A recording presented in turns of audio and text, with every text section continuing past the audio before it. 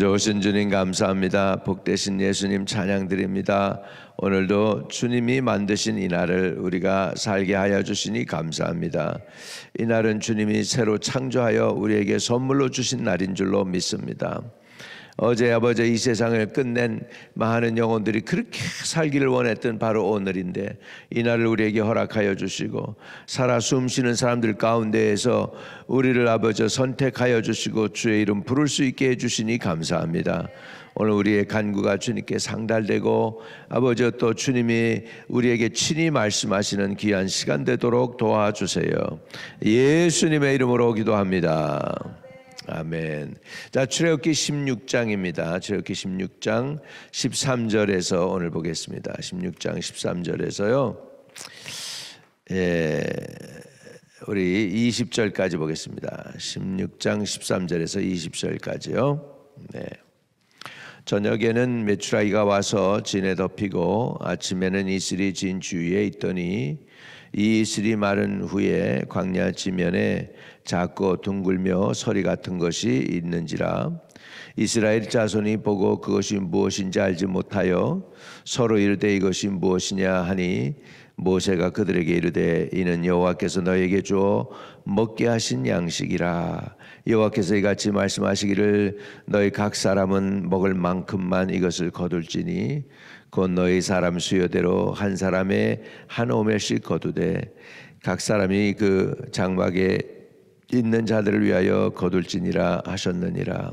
이스라엘 자손이 그같이 하였더니 그 거둔 것이 많기도 하고 적기도 하나 오멜로 되어 본즉 많이 거둔 자도 남음이 없고 적게 거둔 자도 부족함이 없이 각 사람은 먹을 만큼만 거두었더라.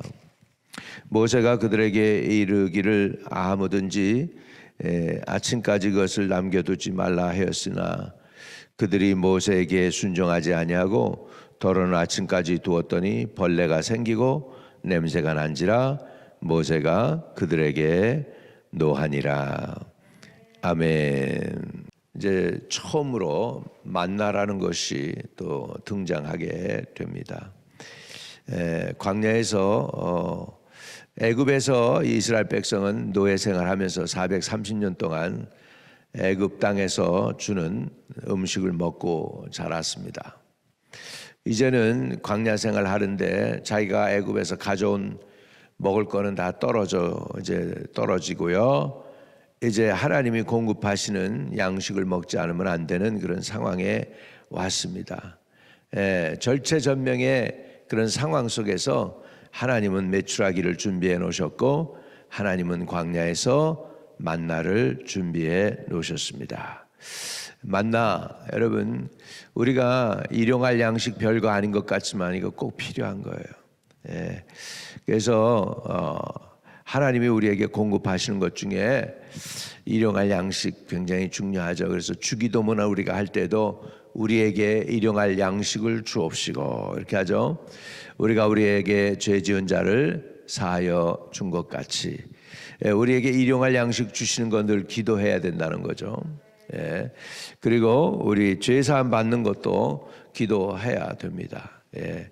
음식을 먹듯이 하나님 앞에 사함 받아야 되고 또 음식을 우리가 필요로 하는 것처럼 영의 양식도 필요하다는 것을 우리가 깨달아야 될 줄로 믿습니다.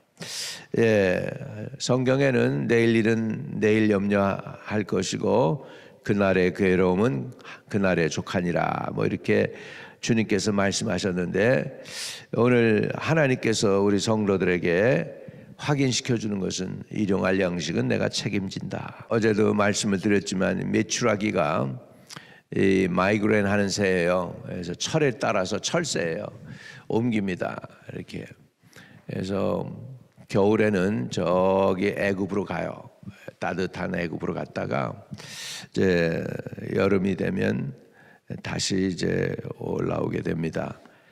올라와 가지고서 이제 홍해 바다를 건너서 그 이제 시내산 쪽 그쪽으로 해서 거기 그러니까 이게 바다를 건너오니까 새들이 지치잖아요. 그러니까는 도망갈 수가 없어. 기운이 다 빠지니까 그런 걸 이제 끄집어다가 이제 잡아다가 이스라엘 사람들이 고기로 먹고 아침에는 만나로 먹고 그렇게 해서 양식을 하나님께서 허락해 주셨습니다.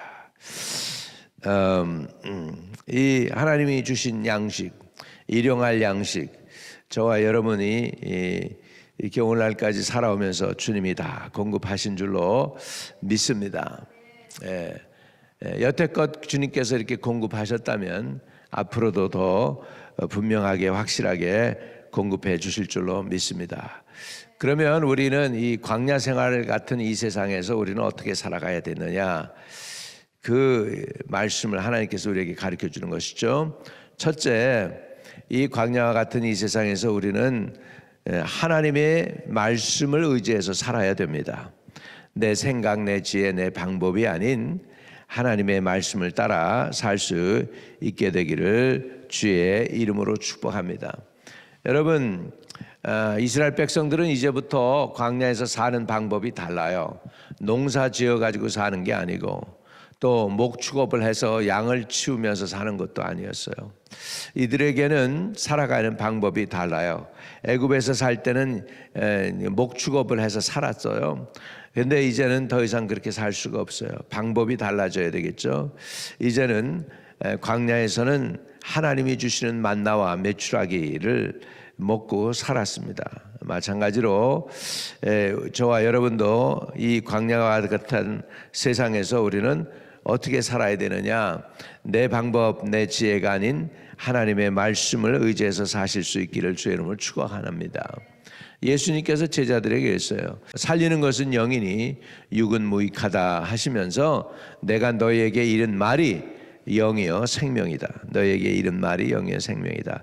결국 우리는 예수님의 말씀 따라 살아야 될 줄로 믿습니다. 그리고 이스라엘 백성들은 어떻게 살았느냐? 구름 기둥과 불 기둥이 인도하는 대로 살았습니다. 그러니까 목축업을 할 수가 없죠. 주님이 이렇게 기다리라고 그러면 마냥 기다리는 거예요. 구름이 움직이지 않고 있으면 그냥 거기서 한 달이고 두 달이고 3개월이고 6개월이고 있다가 구름이 움직이기 시작하면 저들도 이제 빨리빨리 이렇게 텐트를 접고 구름을 따라서 움직여야 되는 거죠. 그래서 구름 따라가면서 불 따라가면서 살았습니다. 구름 기둥, 불 기둥으로 살았어요. 마찬가지로 우리들도 이 광야와 같은 세상을 살 때 어떻게 살아야 될까요? 결국은 하나님의 인도함을 받아야 됩니다. 로마서 8장에도 보면 성령의 인도함을 받는 자라야 하나님의 아들들이라 그랬어요. 성령의 인도함을 받지 않으면 그럼 뭐예요? 내 뜻대로 내 방법대로 사는 사람들이에요. 하나님의 아들이 아니라 하나님의 자녀들이 아니라는 뜻이죠. 그래서 우리도 하나님의 말씀을 의지해서 살아야 되고 하나님 성령의 인도함을 받으시기를 바랍니다. 또 여기에서 만나와 메추라기를 주셨다. 농사 짓지도 않는데 하나님께서 그런 걸 허락하셨다. 이건 뭐죠? 성도는 먹고 마시는 거에 대해서 무엇 먹을까 입을까 염려하지 말라. 이는 다 이방인은 구하는 것이다. 너희 아버지께서 너희가 있어야 될 것을 미리 아신다. 구하기도 전에 미리 아신다고 했습니다. 할렐루야. 그래서 우리가 미리 여러분 하나님께 기도할 때 그런 마음을 가지고 있어야 돼요. 하나님이 이미 내 사정을 알고 계시지 뭐. 그러면서 그 사정에 대해서 내가 컨펌 해드리는 거 하나님께. 모르시는 하나님이 아니에요. 아셔요. 그런데 하나님 나 이런 거 구체적으로 좀 도와주세요라고 내 입술로 고백할 때 그게 기도가 되는 것입니다. 그렇게 해서 우리에게 있어야 될 것을 미리 벌써 아시는 하나님께 우리는 구하는 거예요. 그냥 돌멩이 앞에서 구하는 게 아니고 그냥 그 허벌판 마당 앞에서 구하는 것도 아니고 바닷가에서 구하는 것도 아니고 살아계신 하나님께 인격체이신 하나님께 우리가 구한다는 것을 믿으시기를 바랍니다. 이렇게 해서 하나님께 살아계신 하나님께 구하게 될 때 하나님께서 놀랍게 역사해 주시는 것입니다. 자, 그리고요 이 공급하셨잖아 하나님이. 끼니 때마다 공급하셨어요. 그래가지고 한 오멜을 거두게 됐다 그러죠. 한 오멜이 오늘날로 하면은 2.3리터래요. 2.3리터. 근데 뭐 정확하게 사람들이 쟀겠습니까? 하여간 모으는 거지 뭐. 만나를 긁어 모았는데 보니까 한 오멜이 되는 거예요. 예. 근데 저기 안식일 다음 이제 안식일을 지키게 될 그 전날에는 하나님께서 몇 배를 주셔요? 2배. 그래가지고 한 오멜이 아니고 2오멜을 각 사람당 치면은 2오멜씩을 걷어서 그렇게 먹을 수 있게 해주시는 것이죠. 그런데요, 남기지 말라 그러세요. 남기지 말라. 예, 이건 뭐예요? 사람이 욕심 때문에 자꾸 비축을 하려고 그러잖아요. 비축을 해요. 각 나라도 비축을 하고, 양식도 비축을 하고, 돈도 비축을 하고 그러는데 광야는 그렇게 사는 게 아니에요. 광야는 어떻게 살아가야 되느냐? 하루하루를 사는 거예요. 그래서 그런 노래가 있죠. 내일 일은 난 몰라요.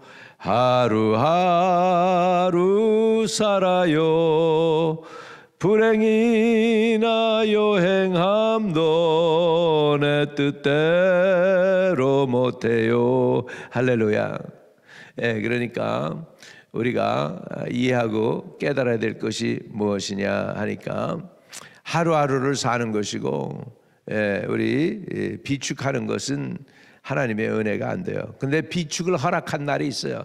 그 다음 날이 안식일일 때는 그날은 하나님께서 갑절로 주셔요. 왜? 안식일에는 저들이 밖에 나가서 노동을 해서는 안 되기 때문에. 그래서 사람들이 안식일을 구체적으로 지킬 수 있도록 안식일을 하나님께서 훈련시키고 가르치신 것을 볼 수가 있습니다.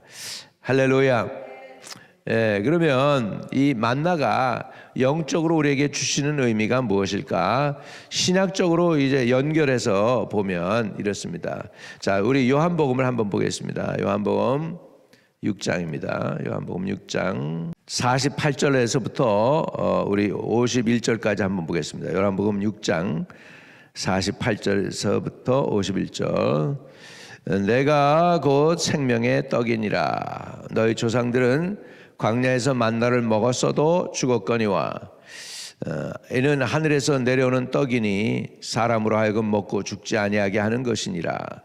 나는 하늘에서 내려온 살아있는 떡이니 사람이 이 떡을 먹으면 영생하리라. 내가 줄 떡은 곧 세상의 생명을 위한 내 살이니라 하시니라. 아멘. 그래서 예수님이 그렇게 말씀하셔요. 내가 하늘에서 내려온 만나다. 하늘에서 내려온 떡이다. 내가 그냥 떡이 아니고 생명의 떡이다. 살리는 떡이다. 할렐루야. 할렐루야. 자, 63절로 또 넘어갑니다. 63절로 넘어가요. 같이 읽어요. 시작. 살리는 것은 영이니 육은 무익하니라. 내가 너희에게 이른 말은 영이요 생명이니라. 이렇게 말씀하고 있습니다. 자, 그 다음에 55절로 좀 올라갑니다. 요한복음 6장 55절. 내 살은 참된 양식이요 내 피는 참된 음료로다. 이렇게 하나님께서 말씀하십니다. 자, 58절도 내려갑니다. 이것은 하늘에서 내려온 떡이니 조상들이 먹고도 죽은 그것과 같지 아니하여 이 떡을 먹는 자는 영원히 살리라. 예수님 자신이 뭐라고 했습니까? 자신을 생명의 떡이라 그렇게 했습니다. 이거를 세상이 오해하고 사단이 그렇게 만들었죠. 그래서 54절에 내 살을 먹고 내 피를 마시는 자는 영생을 가졌고 마지막 날에 내가 그를 다시 살리리니 내 살은 참된 양식이요 내 피는 참된 음료로다. 이것을 초대 교회 당시 로마 시대에 로마 사람들이 오해를 해요. 그래가지고 크리스천들은 사람 고기 먹는다, 인육 먹는다 그래가지고 핍박을 하고 그렇게 했던 거예요. 그래서 한 수백 년을 갖다가 로마에서 기독교가 핍박을 받았어요. 이것 때문에 내 살을 먹고 내 피를 마시는 자는 영원히 산다 하는 이런 거를 오해를 해서 사람 고기 먹는구나, 사람 피 마시는구나. 그래가지고서 사단이 그렇게 만들었죠. 그래가지고 왜곡을 시켜서 진리를 이렇게 해서 오늘도 진리를 왜곡시키는 사단의 역사가 있습니다. 예수님을 못 믿게 합니다. 사람들의 눈을 가리웁니다. 그러나 중요한 것은 예수님이 여러분의 영원한 만나입니다. 예수님의 살과 피를 늘 우리는 성찬을 통하여 기억하면서 먹고 마시지 않습니까? 그게 바로 뭐예요? 그게 바로 저와 여러분에게 영생을 주는 생명의 양식인 줄로 믿습니다. 할렐루야. 그래서 주님은 생명의 떡이다. 예수님이 저와 여러분의 생명의 떡입니다. 광야에서 만나를 먹었던 사람들 하늘에서 내려준 건데 하나님이, 그래서 내일 아침에 너희가 하나님의 영광을 보리라 그래서 하나님의 영광을 본 것이 만나인데, 그 만나 그걸 먹은 사람도 죽었다는 거죠.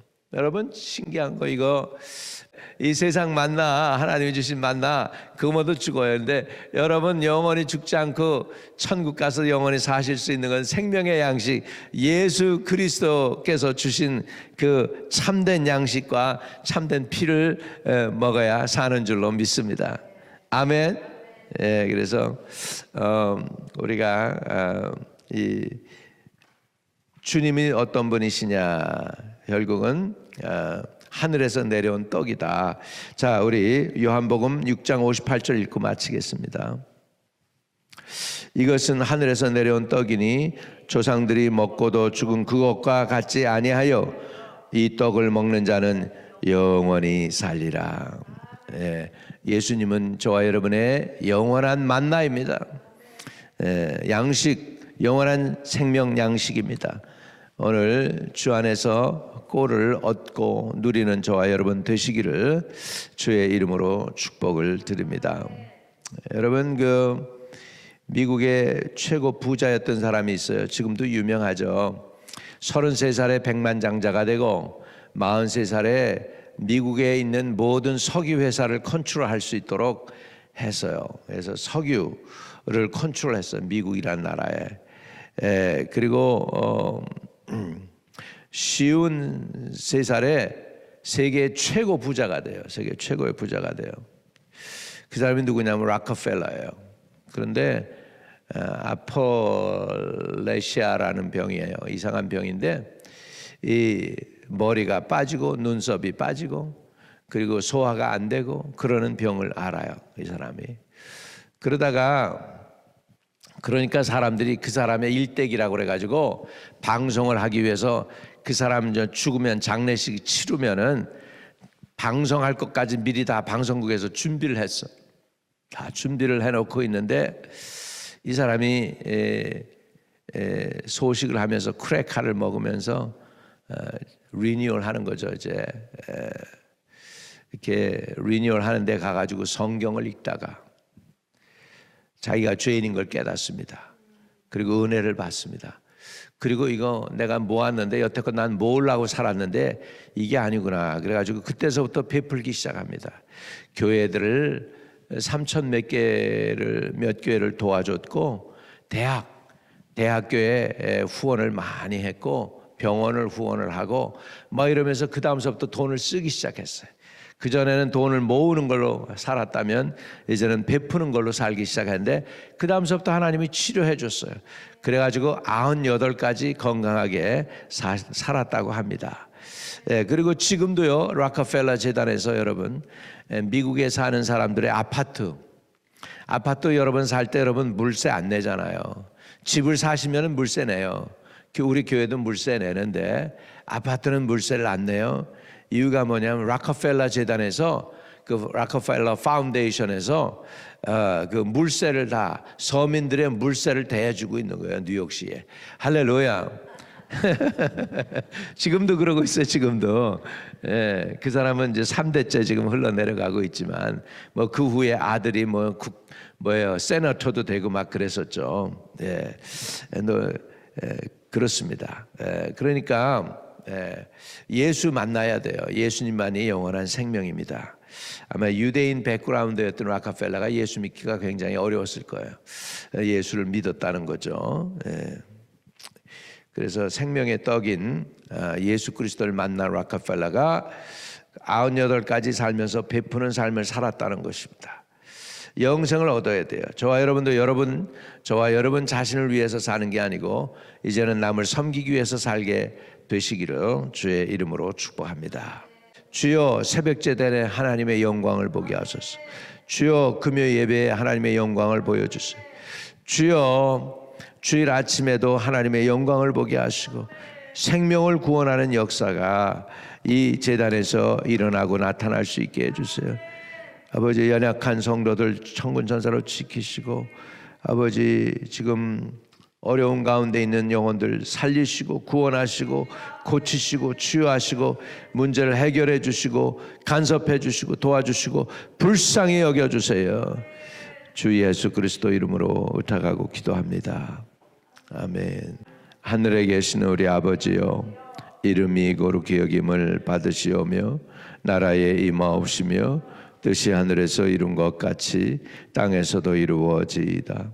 오늘날 우리에게 일용할 양식을 주옵시고 우리가 우리에게 죄 지은 자 사해 준 것 같이 우리의 죄를 사하여 주옵시고 우리를 시험에 들게 하지 마옵시고 다만 악에서 구하옵소서. 대개 나라와 권세와 영광이 아버지께 영원히 있사옵나이다. 아멘. 오늘도 형통하는 하루 되시기를 축복합니다.